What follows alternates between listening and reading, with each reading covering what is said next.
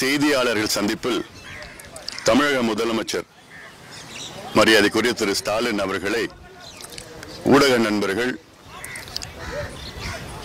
அதானியை உங்கள் இல்லத்தில் ரகசியமாக சந்திப்பின் என்ன நோக்கம் என்று மருத்துவர் ராமதாஸ் ஐயா அவர்கள் கேட்டிருந்தாரே என்ற கேள்வி எழுப்பினார்கள்.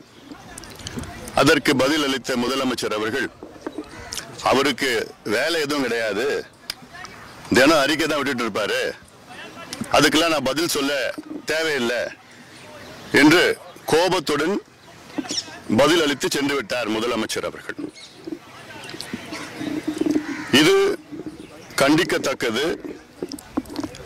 இன்று இந்தியாவிலே ஒரு மூத்த அரசியல் தலைவர் எங்களுடைய மருத்துவர் ஐயா அவர்கள், எங்கள் ஐயாவுக்கு வயது 86, இன்று இந்திய அளவிலே பிரதமர் மோடியால் போற்றப்பட்டு இந்தியாவில் உள்ள அத்துணை தலைவர்களும் ஐயாவை மதிக்கின்ற இந்த சூழலில் ஒரு முதலமைச்சர் இவ்வளவு ஆணவத்துடன் பேசுவது அந்த பதவிக்கு அழகு கிடையாது. எங்கள் ஐயா அவர்கள் என்ன கேள்வி கேட்டார், அதில் என்ன தவறு? கௌதம் அதானியை உங்கள் இல்லத்தில் எதற்கு நீங்கள் ரகசியமாக சந்தித்தீர்கள் என்று கேட்டார். இது என்ன தப்பு இருக்கிறது? எதிர்க்கட்சிகள் கேள்வி கேட்பது எங்களுடைய உரிமை. பதவியில் இருப்பவர்கள் பதில் சொல்வது உங்களுடைய கடமை. அதை விட்டுவிட்டு எங்கள் மருத்துவர் ஐயா அவர்களை அசிங்கப்படுத்தி அவமானப்படுத்தி இருக்கின்றார் முதலமைச்சர் அவர்கள். இது எங்களால் ஏற்றுக்கொள்ள முடியாது. மருத்துவர் ஐயா அவர்கள் இல்லை என்றால்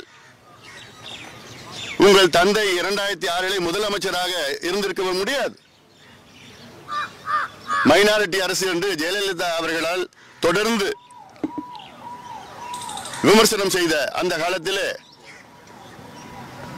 எந்த எதிர்பார்ப்பும் இல்லாமல் உங்கள் தந்தைக்கு நாங்கள் முழு ஆதரவு கொடுத்தோம். அதனால் தான் 5 ஆண்டு காலம் உங்கள் தந்தை முதலமைச்சராக இருந்தார், உங்களையும் துணை முதலமைச்சராக ஆக்கினார். எங்கள் மருத்துவர் ஐயா இல்லை என்றால் உங்களுடைய தந்தை கலைஞர் அவர்கள் இன்று மரீனா கடற்கரையிலே அடக்கம் செய்திருக்க மாட்டார்கள், மணிமண்டபம் அங்கு வந்திருக்காது.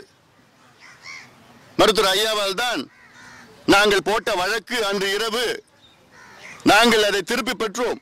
அதனால் தான் அந்த வழக்கு நடந்து நீதிபதி கலைஞர் அவர்களை மரீனா கடற்கரை அடக்கம் செய்யலாம் என்று தீர்ப்பு கொடுத்தார்.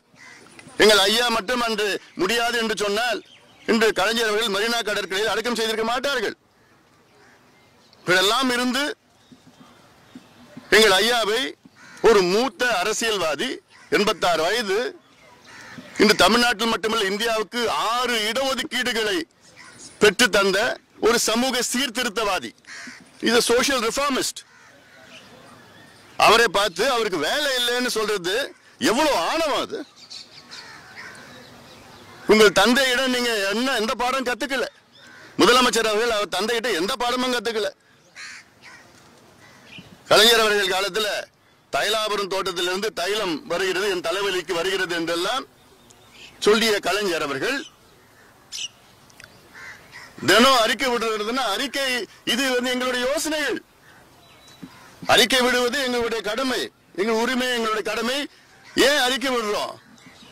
தமிழ்நாடு மக்கள் நலம் பெற வேண்டும், தமிழ்நாடு வளர்ச்சி பெற வேண்டும் என்ற காரணத்தால் தான் அறிக்கை விடுகின்றோம். அது நல்ல யோசனைகளாக நீங்கள் எடுத்துக்கொள்ள வேண்டும். நாங்க என்ன கேட்டோம்?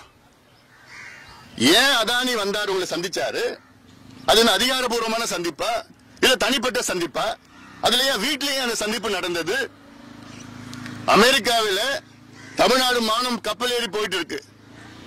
அமெரிக்கா நீதிமன்றத்தில் அதானி குழுமம் இந்தியாவில் உள்ள அரசியல் தலைவர்களுக்கு, அதுவும் குறிப்பாக 5 மாநிலங்களில் தமிழ்நாடு, தெலுங்கானா, ஆந்திரா, ஒரிசா, சத்தீஸ்கர், ஜம்மு காஷ்மீர், இந்த 5 மாநிலங்களில் உள்ள அதிகாரிகள் அரசியல்வாதிகளுக்கு கையூட்டு, அதாவது 2250 கோடி ரூபாய் கையூட்டு கொடுத்ததாக அமெரிக்கா நீதிமன்றத்திலே ஒரு குற்றச்சாட்டு. அப்போ அதுக்கு பதில் சொல்ல வேண்டியது முதலமைச்சருடைய கடமை. அது அதை விட்டுட்டு அமைச்சர் பதில் சொல்வார்னா, அதானி அவர்கள் உங்கள் இல்லத்தில் சந்திப்பதற்கு அமைச்சர் எதுக்கு பதில் சொல்லணும்? உங்களை நீங்க சொல்ல வேண்டியதானே? இது ஒரு சாதாரண ஒரு கேள்வி. உங்கள் மடியில கனம் இல்லைன்னா நீங்க பதில் சொல்லிட்டு போங்க. உங்களுக்கு எதுக்கு இவ்வளவு பதட்டம்? உங்களுக்கு ஒரு மிகப்பெரிய ஒரு ஊழல் குற்றச்சாட்டு அமெரிக்காவில், அதுவும் அங்க அமெரிக்காவில் அங்க FBI எல்லாம் விசாரணை பண்ணிட்டு தான் அதை தாக்கல் செஞ்சிருக்கிறாங்க. அதுக்கு தமிழ்நாடு பேர் அடிபட்டு இருக்கு. அதுக்கு ஐயா என்ன கேட்டிருக்காரு? விசாரணை நடத்துங்கன்னு சொல்றாரு. தமிழ்நாடு மின்சார வாரியத்தின் பேர் அங்கே அடிபடுது, கையூட்டு வாங்கி இருக்கிறாங்கன்னு. அதுக்கு விசாரணை வைங்க. நீங்க நேர்மையா நியாயமா இருந்தீங்கன்னா நீங்க விசாரணை வை. யார் அதுல கையூட்டு வாங்கியிருக்காங்க, யார் வாங்கி பண்ணிருக்காங்க செய்யுங்க. உண்மை வெளியில வரணும். இது உங்களுடைய கடமை. அது அதை விட்டுட்டு அவருக்கு வேலை இல்லைன்னா என்ன பதில்? அது ஒரு முதலமைச்சர் கிட்ட இப்படி ஒரு பதில் யாருமே எதிர்பார்க்கல. நாங்க எதுவும் எதிர்பார்க்கல. இன்னைக்கு ஐயா இல்லைன்னா, இன்னைக்கு இந்தியாவில் தமிழ்நாட்டில் 6 இடஒதுக்கீடு வந்திருக்காது. ஐயா இல்லைன்னா இன்னைக்கு தமிழ்நாட்டில் 3321 மது கடைகளை மூடப்பட்டிருக்காது. இந்த மது ஒழிப்பு இன்னைக்கு தமிழ்நாட்டில் எல்லா கட்சியிலும் மது ஒழிப்பு கொள்கை ரீதியில ஏற்றுக்கொண்டது எங்களுடைய மருத்துவர் ஐயாவால் தான். எனக்கு பதவி வேண்டாம், பொறுப்பு வேண்டாம், சட்டமன்றம் நாடாளுமன்றம் நான் போக மாட்டேன்னு இன்னைக்கு ஒரு சமூக சீர்திருத்தவாதியாக 86 வயதிலே வாழ்ந்து கொண்டு போராளியாக இருக்கின்றார். அவரை பார்த்து கொச்சைப்படுத்திக் கொண்டிருக்கின்ற முதலமைச்சர் இது எங்களால் ஏற்றுக்கொள்ள முடியாது. முதலமைச்சர் அவர்கள் முதலில் ஐயாவுக்கு வருத்தம் தெரிவிக்கணும், இல்ல மன்னிப்பு கேட்கணும். இல்ல எங்க தொண்டர்களுடைய உணர்வை கட்டுப்படுத்த முடியாது. இது எவ்வளவு யோசனைகளை, நல்ல யோசனைகளை நாங்கள் தொடர்ந்து அன்றாட முன்வைத்துக் கொண்டிருக்கின்றோம். இது தமிழ்நாட்டின் வளர்ச்சி, இந்தியாவின் வளர்ச்சிக்காக. தமிழ்நாடு இன்னைக்கு பாத்தீங்கன்னா குடியார நாடா தமிழ்நாடு மாறிடுச்சு. தமிழ்நாட்டில் இன்னைக்கு 20-22 வயது உள்ள இளைஞர்கள் அன்றைக்கு மது குடிக்காம இருக்க முடியாத ஒரு சூழல் இன்று தமிழ்நாட்டில் இருக்கு. அதுதான் திராவிட மாடல். 22 வயதுல மது குடிக்க முடியாத ஒரு சூழலில் நீ தமிழ்நாடு இளைஞர்கள் தத்தளித்துக் கொண்டிருக்கின்றார்கள். இதுதான் திராவிட மாடல். நீங்க கொண்டு வந்ததுதான். தமிழ்நாடு பேரு கஞ்சா நாடா மாறிடுச்சு. எந்த தெருவில், எங்க பள்ளிக்கூடத்திலும், எந்த கல்லூரியிலும் பார்த்தா கஞ்சா வித்துட்டு இருக்கிறாங்க. அவ்வளவு போதையில தத்தளித்துக் கொண்டிருக்கிறது. ஊழல் அப்படி ஊறி இருக்கிறது. இந்த முன்னேற்றம் எதுவுமே கிடையாது. வசனம் பேசிட்டு இருக்கிறாங்க. முதலமைச்சர் அவர்களே, பக்குவமா இருங்க. உங்க தந்தையை போன்ற பக்குவமா கத்துக்குங்க. இது நான் சொல்லி நீங்க கத்துக்கணும்னு அவசியம் கிடையாது.